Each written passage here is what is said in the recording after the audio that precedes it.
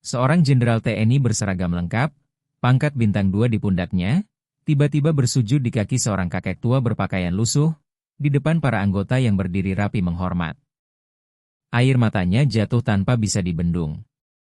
Sementara sang kakek hanya menatapnya dengan wajah datar namun teduh.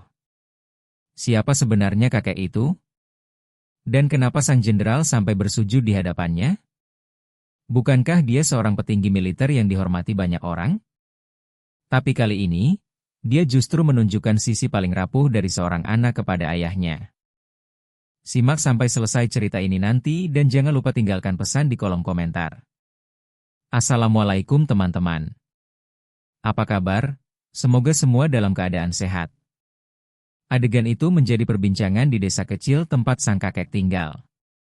Banyak orang yang menyaksikan momen itu dengan mata berkaca-kaca, tak percaya bahwa pria yang kini menjadi orang penting di negeri ini, tetap menunjukkan bakti luar biasa kepada sosok tua yang selama ini hidup sangat sederhana.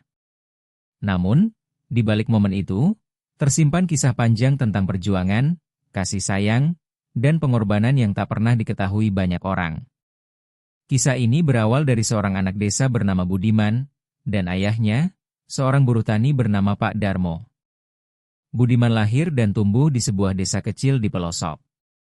Daerah itu jauh dari keramaian, sinyal telepon pun kadang hilang timbul. Rumah mereka sederhana, berdinding kayu dengan atap seng yang sudah berkarat. Ibunya meninggal saat Budiman masih duduk di bangku SD. Sejak saat itu, Pak Darmo harus mengurus segalanya sendiri, mencari nafkah sekaligus menjadi ayah dan ibu bagi anak sematawayangnya. Pekerjaan Pak Darmo tak tentu.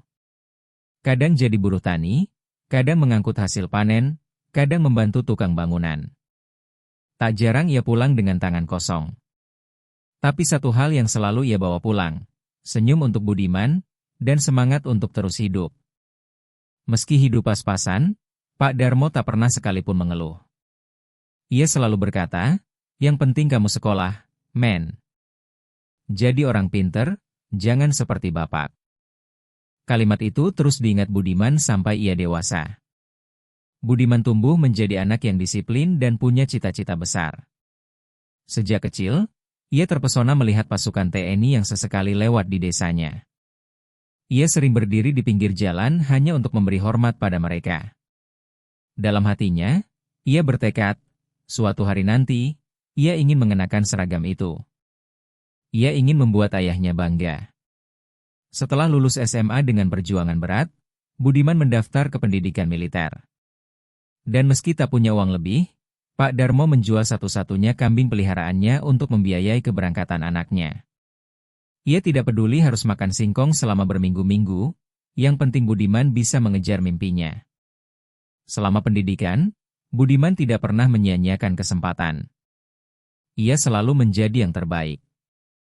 Setelah bertahun-tahun, pangkat demi pangkat ia raih. Hingga akhirnya, di usia 40 tahun, ia resmi menyandang pangkat Jenderal Bintang 2. Namun, kesuksesan itu datang dengan konsekuensi. Budiman semakin sibuk, tugas negara membawanya berpindah-pindah kota. Ia hampir tak pernah pulang ke desa. Tapi setiap hari, ia selalu menyempatkan untuk menelpon sang ayah. Hanya lewat suara di ujung telepon, ia melepas rindu. Meskipun hanya mendengar suara anaknya, Pak Darmo sudah merasa cukup. Ia tidak pernah menuntut lebih. Ia bangga, meskipun hanya bisa melihat anaknya lewat layar televisi atau dari cerita tetangga yang kebetulan melihat berita. Namun jauh di lubuk hati Budiman, ia menyimpan satu keinginan. Ia ingin membalas semua pengorbanan ayahnya. Dan waktu itu pun akhirnya tiba, ketika ia memutuskan untuk pulang, dan menawarkan sang ayah untuk tinggal bersamanya di rumah dinas. Hari itu, langit cerah di desa kecil tempat Pak Darmo tinggal. Tak ada yang menyangka bahwa pagi itu akan menjadi salah satu hari paling bersejarah bagi warga sekitar. Seorang pria berseragam militer lengkap, dengan bintang 2 di pundaknya, turun dari mobil dinas di depan rumah kayu sederhana.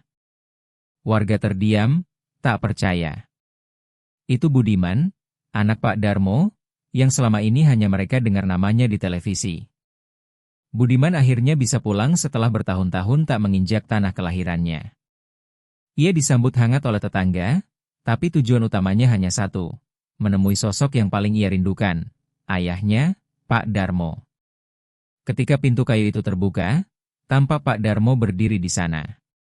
Wajahnya tua dan keriput, tubuhnya lebih kurus dari terakhir kali Budiman melihatnya. Tapi senyum hangat itu masih sama, senyum yang selalu memberinya kekuatan. "Pak," ucap Budiman lirih, matanya mulai berkaca-kaca. Pak Darmo menyambut dengan pelukan, sederhana tapi dalam. Mereka berdua diam beberapa saat, larut dalam emosi yang tak bisa diungkapkan dengan kata-kata. Beberapa anggota TNI yang ikut mengantar Budiman berdiri tak jauh di belakang, menyaksikan pemandangan itu dalam diam. Tapi yang terjadi berikutnya membuat semua orang tercekat. Budiman, sang jenderal, bersimpuh di hadapan sang ayah. Ia menggenggam kaki ayahnya yang tua dan kasar itu, lalu bersujud sambil menangis. "Maafkan saya, Pak." Budiman belum bisa membalas semua kebaikan dan pengorbanan Bapak. Para anggota yang menyaksikan tak kuasa menahan air mata. Warga desa yang berdiri di pinggir halaman pun ikut terharu. Di balik seragam dan pangkat tinggi itu, Budiman tetap seorang anak yang sangat mencintai ayahnya. Setelah momen emosional itu, Budiman mengajak ayahnya bicara serius di dalam rumah. "Pak, saya ingin Bapak ikut saya ke rumah dinas. Di sana ada kamar khusus yang sudah saya siapkan untuk Bapak. Saya ingin bisa merawat Bapak dengan baik, setiap hari. Saya tidak ingin lagi hanya menelpon. Saya ingin Bapak dekat dengan saya." Tapi jawaban Pak Darmo justru mengejutkan. Pak Darmo tersenyum, lalu menepuk bahu anaknya. "Men, Bapak terharu dan bangga dengan niatmu. Tapi tempat Bapak ada di sini. Di rumah ini. Di tempat di mana dulu kamu dibesarkan. Di tempat di mana kenangan dengan ibumu masih tersimpan." Budiman terdiam. "Bapak tidak ingin merepotkan kamu, Men. Kamu punya tugas besar untuk negara. Kalau Bapak ikut kamu, nanti malah bikin pikiranmu terbagi. Sudah, cukup Bapak lihat kamu jadi orang baik dan berhasil. Itu saja sudah membuat Bapak bahagia." Budiman hanya bisa mengangguk. Ia tahu, ayahnya bukan orang yang mudah diubah pendiriannya. Tapi di dalam hatinya, ada rasa sedih dan bersalah yang makin dalam. Ia merasa belum berbuat cukup untuk ayahnya. Di malam harinya, Budiman duduk sendirian di teras rumah. Ia menatap langit, merenungi semua kenangan masa kecilnya. Ia ingat betapa keras perjuangan ayahnya. Ia ingin membalas semua itu, tapi justru sang ayah menolak semua kemewahan yang ditawarkan. Di sisi lain, Budiman juga mulai merasa khawatir, ayahnya sudah semakin tua. Ia takut jika nanti ada apa-apa, dan ia tidak berada di sisi ayahnya. Ketegangan batin mulai muncul. Ia ingin memaksa, tapi tak ingin mengecewakan. Sejak kepulangannya ke desa, hati Budiman terasa campur aduk. Ia bahagia bisa memeluk ayahnya, bisa duduk di beranda rumah masa kecilnya, mendengar suara jangkrik, merasakan angin yang membawa aroma tanah sawah. Tapi di sisi lain, ia juga merasa bersalah. Ia tahu, waktu tak akan menunggu. Setelah beberapa hari tinggal bersama sang ayah, Budiman akhirnya harus kembali ke tugas dinasnya. Namun sebelum berangkat, ia duduk berdua dengan Pak Darmo. "Pak, meskipun Bapak menolak ikut saya, izinkan saya untuk menjaga Bapak dari jauh. Saya akan kirim seseorang yang bisa menemani Bapak di sini. Bukan orang luar, tapi saudara kita sendiri," kata Budiman pelan, matanya berkaca-kaca. Pak Darmo hanya tersenyum. "Kalau itu demi membuat hatimu tenang, ya sudah, Bapak nurut. Tapi jangan lupa pulang ya, Men. Rumah ini selalu menunggu kamu." Budiman mengangguk. "Saya janji, Pak. Saya akan lebih sering pulang." Setibanya di rumah dinas, Budiman mulai mengatur segalanya. Ia meminta keponakannya, seorang pemuda desa yang dipercaya, untuk tinggal bersama Pak Darmo. Ia juga memasang kamera kecil di beberapa sudut rumah agar bisa memantau keadaan dari jauh, bukan untuk mengawasi, tapi untuk memastikan sang ayah baik-baik saja. Dan benar saja, Sejak saat itu Budiman lebih sering pulang ke desa, meski hanya 2 hari, bahkan kadang hanya semalam. Tapi baginya, setiap detik bersama ayah adalah waktu yang tak ternilai. Suatu ketika, saat ia tengah bertugas dalam sebuah upacara besar, ia diminta menyampaikan pidato di depan para prajurit muda.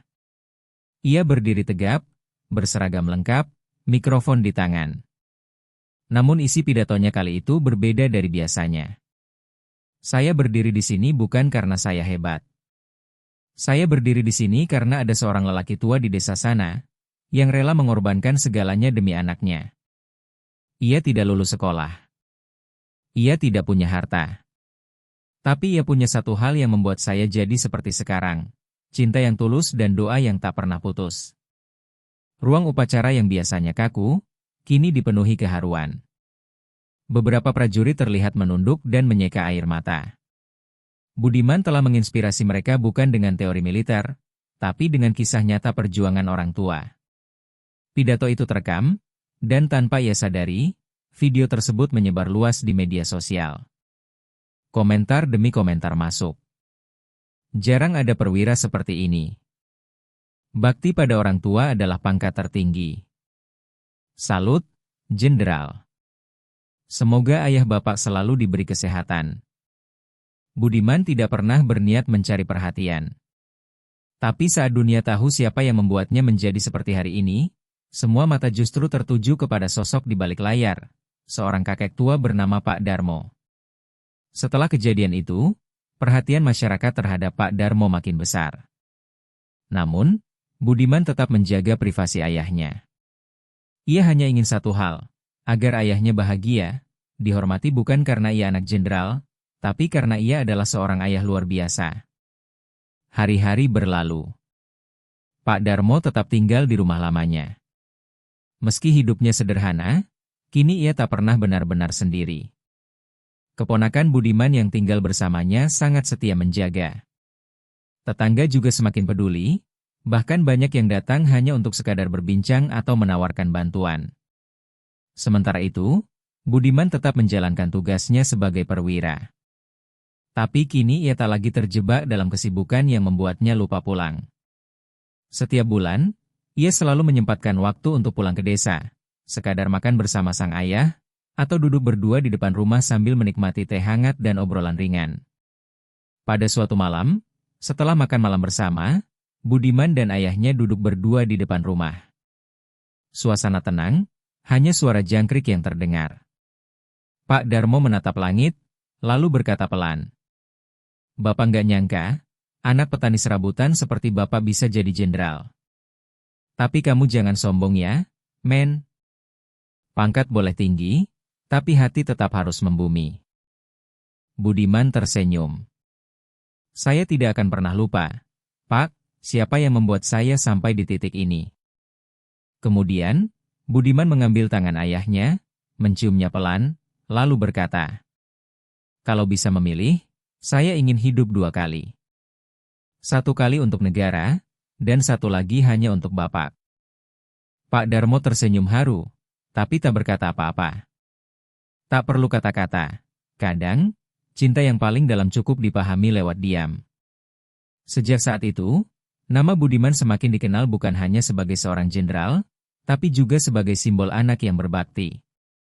Video pidatonya tersebar luas. Banyak anak muda yang terinspirasi dan mulai menaruh perhatian lebih kepada orang tuanya.